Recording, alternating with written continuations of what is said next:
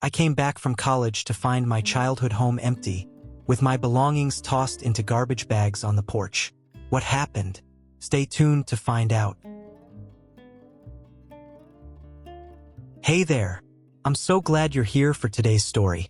You know, life can throw us some curveballs, right? Sometimes, the people we love and trust the most can leave us feeling betrayed, like we're completely alone. But there's a strength we discover within ourselves when we face the hardest moments. That's what today's story is all about. It's about Finn, a guy who thought he had everything figured out, until his family turned their backs on him. They sold his childhood home, left his things in trash bags, and even hid something huge from him. That something? His inheritance. Yeah, you heard that right. But instead of breaking him, it made him stronger. As you follow Finn through this journey, you'll see how he goes from confusion and betrayal to finding his true family. Not the one he was born into, but the one he chose. It's a journey of growth, healing, and redemption. Stick around to see how Finn learns to move on from the past and build a life that's truly his. And if you're enjoying the story, I'd love it if you could help me reach 1,000 subscribers. Your support means so much to me, and it keeps me motivated to bring you more stories like this. Thanks for being here. My tires crunched against the loose gravel of our old driveway, sending a jarring sound through the evening silence. I'd driven 6 exhausting hours from my college campus in Portland, only to find myself standing frozen, staring at an unfamiliar for sale sign boldly hammered onto the front yard of my childhood home. I blinked hard, my heart beginning to pound with confusion and disbelief. The cozy, 2-story farmhouse, once painted a comforting shade of sky blue, now looked hollow and lifeless, windows bare and dark like vacant eyes. The porch swing creaked gently, an eerie soundtrack to my mounting anxiety. Hello! My voice echoed strangely through the quiet neighborhood. My childhood neighbor, Mrs. Abernathy, stood on her porch across the street, watching intently, a mix of curiosity and sympathy in her eyes. 3 oversized black garbage bags sat carelessly near the front door, oddly out of place. Trembling slightly, I peeled back the top of the first bag. My stomach sank. My clothes, books, and precious mementos were haphazardly shoved inside, discarded without care. My fingers shook as I dialed my Uncle Ted. Hey, Uncle Ted? Do you know why the house is empty? There was an uncomfortable pause before he responded, clearly hesitant. Finn, your parents moved last week. Didn't they tell you? No. They told me nothing? I whispered, a cold feeling growing in my chest. My call to Dad was met with a dismissive grunt. Finn, you're 20 now. Time to handle things yourself. He ended the call abruptly, leaving me staring at my phone in stunned silence. For a moment, all I could hear was the distant hum of passing cars, a hollow, empty sound echoing my sense of abandonment. My fingers hesitated over my mother's number, my heart beating loudly in the quiet of my old driveway. Each ring echoed painfully in my ears until finally, her voicemail clicked on, cheery and completely at odds with the emptiness I felt. Hi, you've reached Linda. Sorry I missed your call. Leave a message and I'll get back to you soon. I couldn't bring myself to speak. I simply ended the call. My brother, Sam, was next. I had always felt closest to him. 2 years younger, perpetually in trouble, always leaning on me. Surely Sam would answer. But his phone rang endlessly, each unanswered tone cutting deeper into my resolve until the automated voice chimed in. The subscriber you are trying to reach is unavailable. Please try your call again later. I felt numb as I sat on the front porch steps, staring at the garbage bags containing my life. The late evening sky darkened slowly, painting shadows over the lawn, highlighting the for sale sign, making it appear stark and mocking. Tears stung my eyes, blurring my vision, but I refused to let them fall. Gathering my belongings into the trunk of my car, I moved robotically, my mind spinning with confusion. Every piece of clothing, every book and memory shoved carelessly into plastic felt like an intentional wound. As I drove away from the house that had once symbolized safety, my headlights illuminated the empty street, the darkness ahead somehow symbolic of my uncertain future. The Sunnyvale Motel was just off Route 15, marked by a flickering neon sign that advertised vacancy and free Wi-Fi. I parked in front of the weathered, single-story building, the pale blue paint peeling in spots, revealing layers of neglect underneath. The motel clerk, an older man with weary eyes behind thick glasses, handed me a key with a sympathetic nod, perhaps recognizing the grief etched into my face. "Room 7, he murmured, sliding the worn brass key across the counter. "If you need anything, just ask." "Thanks," I managed softly, my voice barely audible over the hum of the ancient air conditioning unit that rattled nearby. Room 7 smelled faintly of bleach and despair. The faded floral wallpaper curled at the edges, and the bedspread, stiff and scratchy, felt foreign and unwelcoming. I dropped onto the mattress, which creaked ominously under my weight, and stared blankly at the ceiling fan spinning lazily overhead. Slowly, deliberately, I began unpacking my belongings from the garbage bags. Each item was a painful reminder of the life I had just lost. My favorite hoodie, still carrying the faint scent of home detergent. Textbooks that once promised a bright future, now felt heavy and meaningless. My fingers trembled slightly as I pulled out the cracked picture frame. The photograph showed a younger me, standing awkwardly between Mom and Dad. Sam perched on Dad's shoulders, grinning like he'd won the lottery. Behind us, lush trees rose toward a clear summer sky, a tranquil river shimmering in the background. The memory surfaced vividly, our laughter echoing through the forest as we roasted marshmallows and told ghost stories by the campfire. Dad had placed his arm firmly around my shoulders, promising he'd always be there for me. The betrayal hit harder with each recollection. I remembered every scraped knee Mom had patched up, every sleepless night she'd comforted me through nightmares, every pep talk from Dad, telling me I could achieve anything. Each memory twisted cruelly now, tarnished by the knowledge that these promises had been empty. Unable to bear the ache, I stood abruptly and began pacing, the room suddenly feeling too small. Outside, through the thin walls, I heard muted conversations, laughter from another room, normal sounds that felt foreign to my current state of mind. I glanced at my phone, screen still dark and silent, painfully devoid of messages or missed calls from anyone who cared. Desperate for distraction, I pulled a small notebook from my bag and began writing, the pen shaking slightly in my grip. "Mom, Dad, Sam, I don't understand. What did I do to deserve this? I've tried to be a good son, a good brother. I've done everything right, grades, scholarships, part-time jobs. I've never asked for much. But I guess that wasn't enough. Maybe I never was. I don't know if you'll ever read this. I don't even know if I want you to. But tonight, alone in this cheap motel room, surrounded by fragments of a life you decided I no longer deserved, I promised myself something. I'm going to build a life you can't take away from me. One built on strength, resilience, and honesty. The things you forgot to give me." Closing the notebook, I exhaled heavily, my chest feeling slightly lighter from the release of words. I glanced around the room again, noticing now how shadows played against the wall, creating ghostly patterns. A gentle knock at the door startled me. Hesitantly, I opened it a crack, revealing the motel clerk standing there, holding out a steaming styrofoam cup. "Figured you might need this," he said softly. "Coffee helps sometimes." Touched by his simple kindness, I accepted the cup gratefully, warmth spreading through my fingers, momentarily easing the ache in my chest. "Thanks," I murmured sincerely. "Just remember," he said, turning to leave, "even storms pass eventually." As the door closed softly, I took a cautious sip of the bitter coffee, feeling its warmth seep slowly into my bones. Maybe, just maybe, I could weather this storm too. Lying back on the uncomfortable mattress, I stared at the cracked ceiling, sleep eluding me but clarity beginning to emerge from beneath layers of shock and hurt. I would survive this.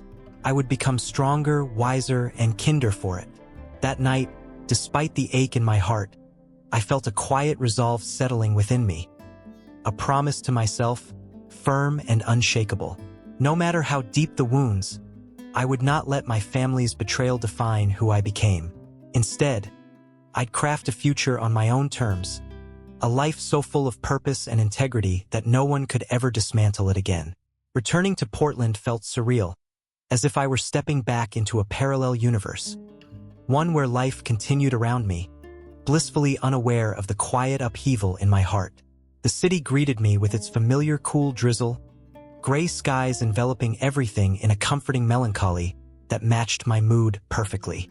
My studies became my refuge, a sanctuary from the emotional chaos left by my family's abandonment. Environmental law wasn't just a subject I chose. It was a calling, something that resonated deeply with my sense of justice and desire to protect those who couldn't always protect themselves. Professor Eleanor Bishop quickly noticed the shift in my demeanor. Her sharp, discerning eyes seemed to read through me effortlessly, recognizing the silent battles I fought every day. After class one afternoon, she approached gently, laying a reassuring hand on my shoulder. "Finn," she said softly, her tone comforting yet careful. "I can see something's weighing on you." "I'm okay," I attempted weakly, offering her a forced smile. She studied me briefly, clearly unconvinced. "I have a spare room in my home, filled with far too many books," she offered with a gentle chuckle. "Stay there until the dorms reopen. Take the time you need." Initially hesitant, I eventually accepted. Eleanor's house was an old, charming Victorian on the outskirts of town, lined floor to ceiling with shelves of books. Every room had a distinctive scent of aged paper, warm tea, and something faintly reminiscent of lavender. The quiet peace of the place was a stark contrast to my turbulent emotions, offering an unexpected haven.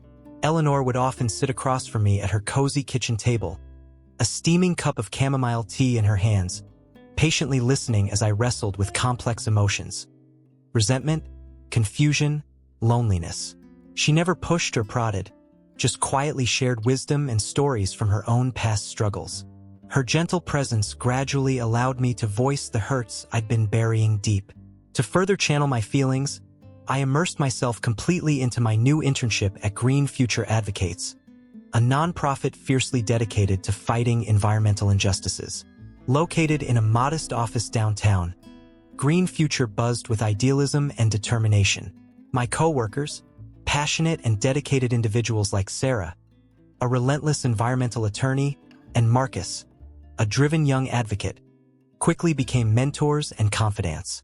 Each case I handled resonated personally, driven by my desire to protect communities from abandonment, not just by corporations polluting their neighborhoods, but by society itself. I empathized deeply with clients, recognizing in their stories a familiar sense of betrayal and neglect. One memorable case involved a small community named Riverdale, situated near an industrial factory accused of contaminating the local water supply. Families in Riverdale had lived there for generations, bound tightly by tradition and communal trust, only to have their lives disrupted by corporate greed. Sitting in the modest living room of Maria Fernandez, a mother fighting fiercely for her children's safety, I listened attentively, recording every injustice, every hardship.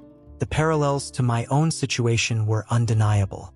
The evening before the trial, I stayed late at the office, poring over evidence and preparing arguments.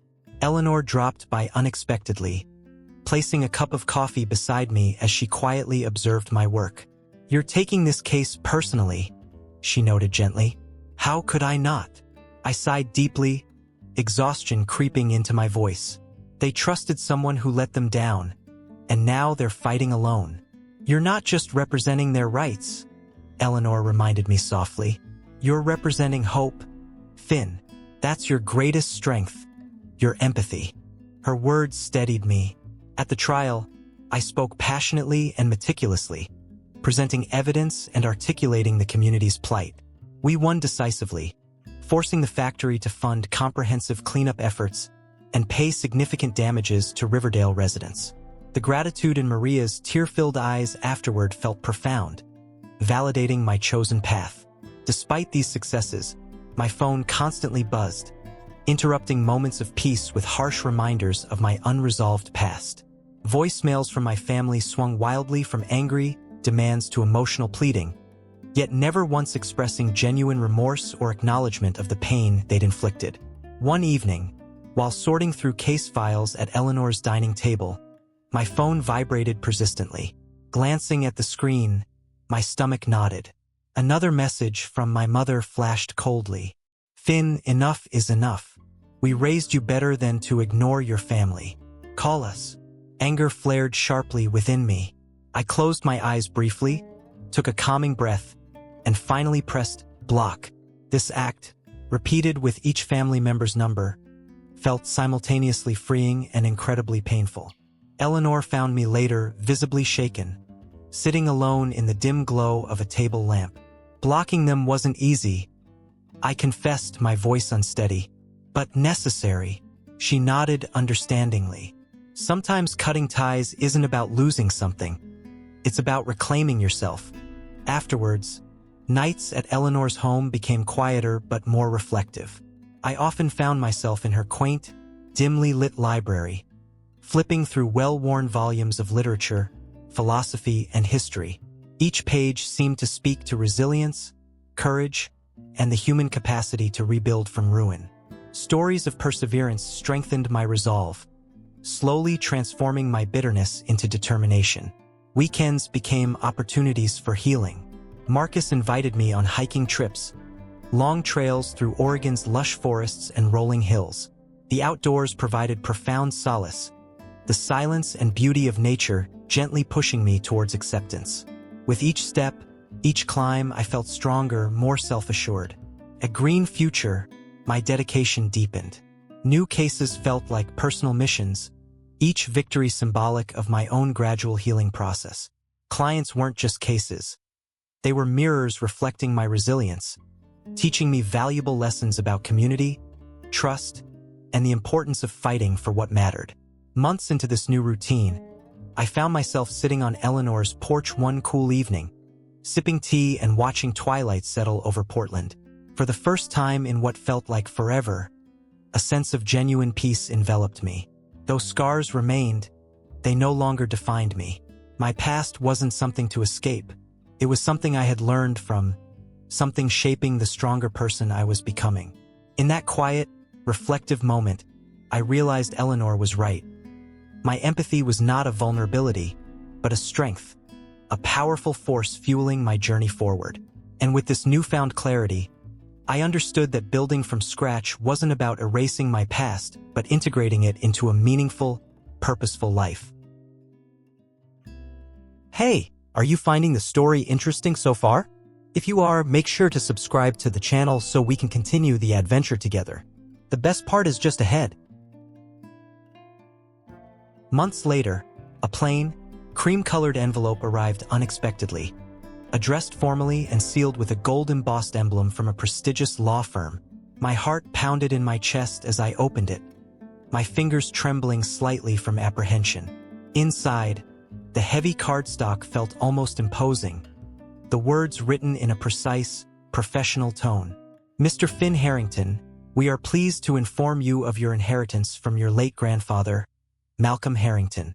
The assets include a substantial monetary sum, stocks, bonds, and properties, totaling a significant amount. Your parents, who were the legal guardians at the time of the initial inheritance notification, were informed of this nearly a year ago." I felt as though I'd been punched in the gut. My mind raced, stumbling over the realization that my parents, my own family, had not only abandoned me but deliberately hidden this vital information from me. This inheritance wasn't just money or assets. It symbolized security, stability, and independence, everything they'd cruelly snatched away. I sank onto the sofa, the room around me spinning slowly, my breath becoming shallow. Why had they withheld something so significant? Anger surged inside me, quickly followed by a deep, aching sadness. They knew I was struggling. They knew how much their abandonment had hurt me, yet they chose silence. They chose deceit. Several restless nights passed as I grappled with my emotions. Sleep evaded me, replaced by endless scenarios replaying in my head. Could things have turned out differently if they'd been transparent? Could this inheritance have prevented the fractures that now seemed irreparable? I tossed and turned, trapped in a relentless loop of what-ifs. Then, one afternoon, my phone vibrated insistently on my desk. The caller ID showed an unfamiliar number. My instincts told me to ignore it, but something compelled me to answer. "Hello." My voice came out stiff, cautious. "Finn, it's Mom." Her voice cracked slightly, betraying nervousness. A familiar ache tightened in my chest. "What do you want, Mom?" "Finn, please listen," she pleaded softly, almost desperately. "We had financial issues. We thought distancing ourselves would protect you." My hands clenched involuntarily, anger flaring. And withholding Grandpa's inheritance was supposed to protect me, too? My voice shook, barely controlled. Silence hung between us, heavy and stifling.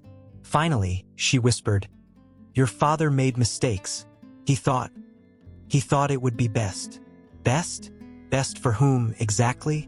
Certainly not for me. I retorted sharply, the bitterness thick in my throat. "You knew I was alone. You knew I needed support. You abandoned me when I was vulnerable." She sighed deeply, a weariness evident in her tone. "Finn, your father is proud, stubborn.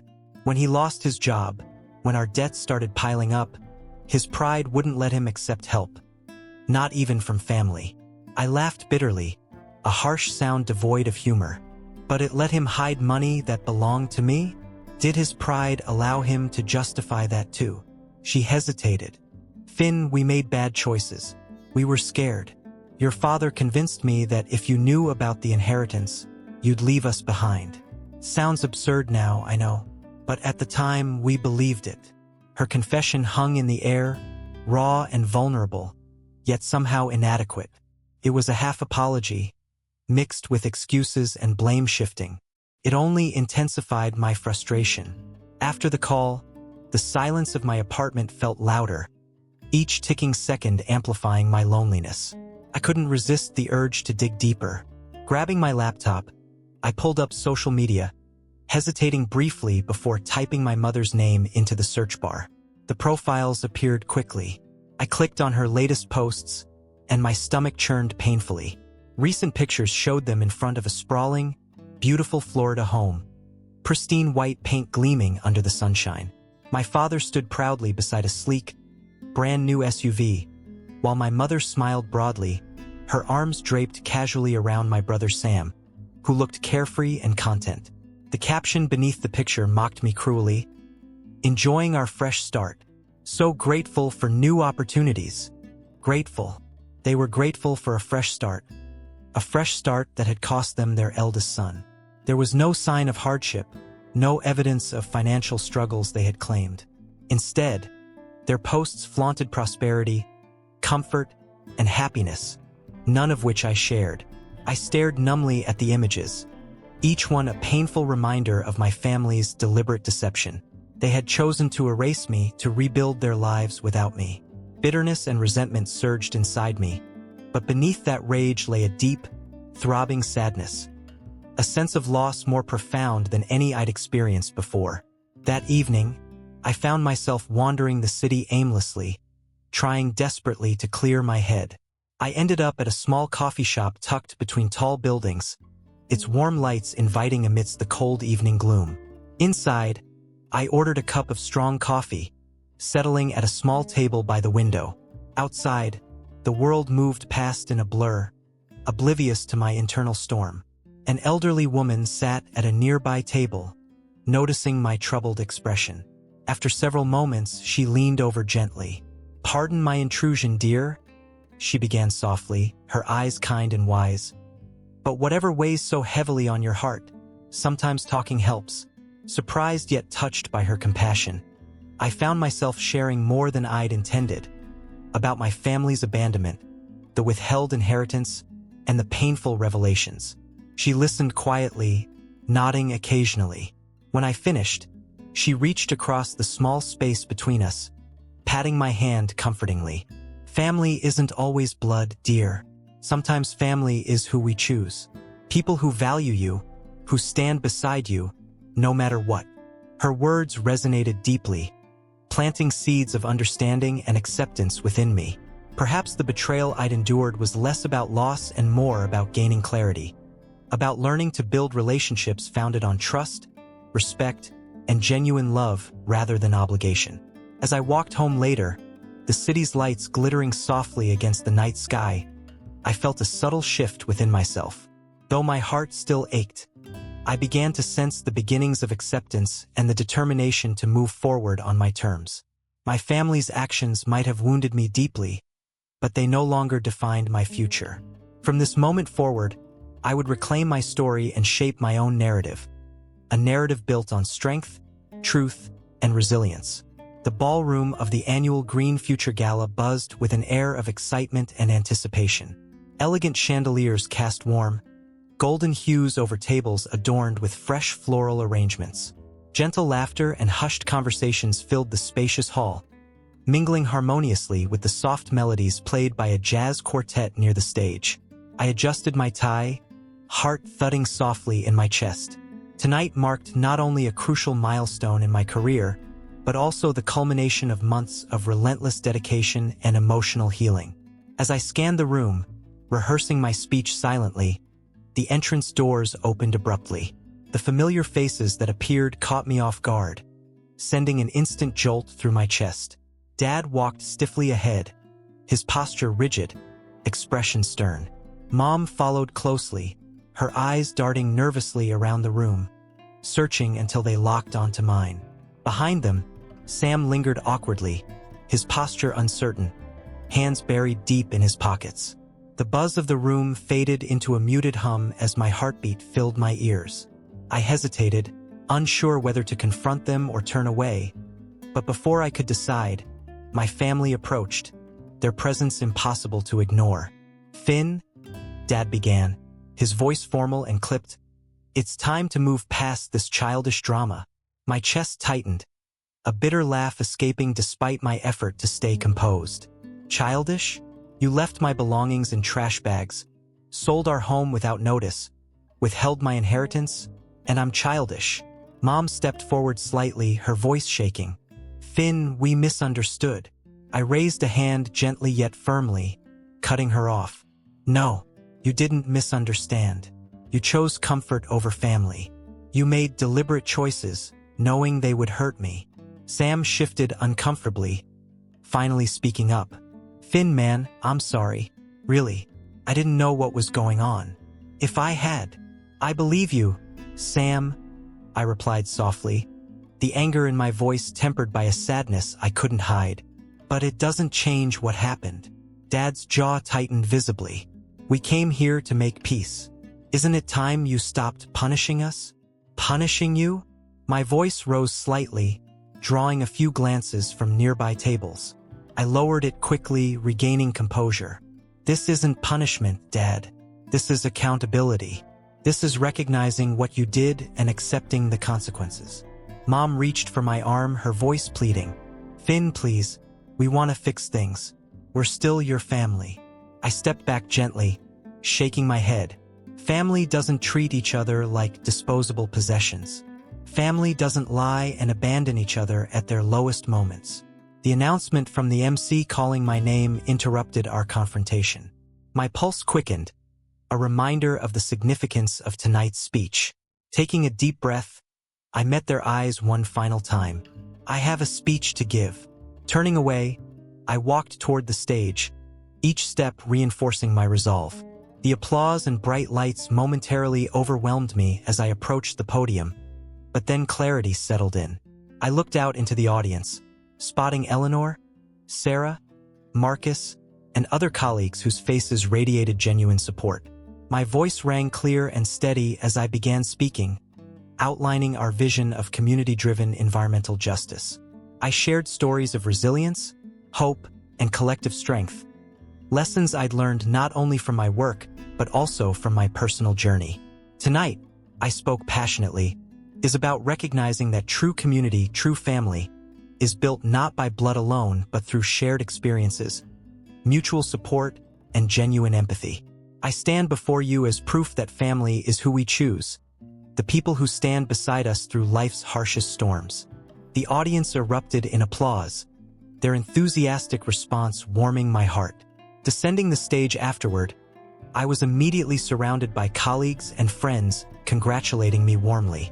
Eleanor enveloped me in a hug, her eyes gleaming with pride. "You spoke beautifully, Finn," she whispered gently. "I'm so proud of who you've become." Nearby, Sarah and Marcus raised their glasses, their smiles wide and sincere. "Here's to Finn, the strongest guy we know," Marcus called out cheerfully. I felt a profound gratitude swelling inside me, understanding clearly that this was the family I had longed for, built not from obligation but from genuine respect and affection. Across the room, my biological family stood quietly near the exit, watching me from afar. Dad's stern expression had softened slightly into something unreadable. Mom dabbed discreetly at her eyes, and Sam offered a subtle, supportive nod before turning to leave with them. Later that evening, our small group gathered at a cozy diner down the street. Warm coffee cups clinked, laughter and conversation flowed effortlessly, and for the first time in what felt like forever, I experienced a genuine sense of belonging. "You know," Sarah remarked warmly, nudging my arm playfully, "tonight proved something important." "And what's that?" I asked, smiling curiously. "That you've built something meaningful," Marcus finished thoughtfully. "You didn't just survive. You created a family and a purpose greater than yourself." I nodded quietly, the truth of his words resonating deeply. Maybe that's the real secret to moving forward. Not erasing the past, but building something new from its lessons. Eleanor lifted her mug, eyes sparkling with wisdom. "To new beginnings," she toasted softly, her voice rich with meaning. "To new beginnings," we echoed, mugs tapping together softly in a chorus of affirmation. Walking home later under a clear, starlit sky, a peaceful contentment washed over me. My path had been difficult, filled with unexpected betrayals and harsh truths. But every challenge, every pain had led me here, to people who truly cared, who chose to stand by me through thick and thin. My parents never reached out again after that night. Yet, standing under those glittering stars, feeling a newfound sense of peace and purpose, I knew I'd discovered something stronger and far more enduring than anything I'd lost. Myself, my true purpose, and a family chosen by the heart, defined by loyalty and love rather than mere circumstance. So, what do you think? I'd love to hear your thoughts, feelings, or any feedback you might have. Leave a comment below. Your perspective always means a lot. And if you enjoyed the story, don't forget to hit that like button and subscribe so you won't miss the next one. Trust me, you won't want to miss what's coming. Thanks so much for sticking with me through today's story, and I can't wait to share more with you soon.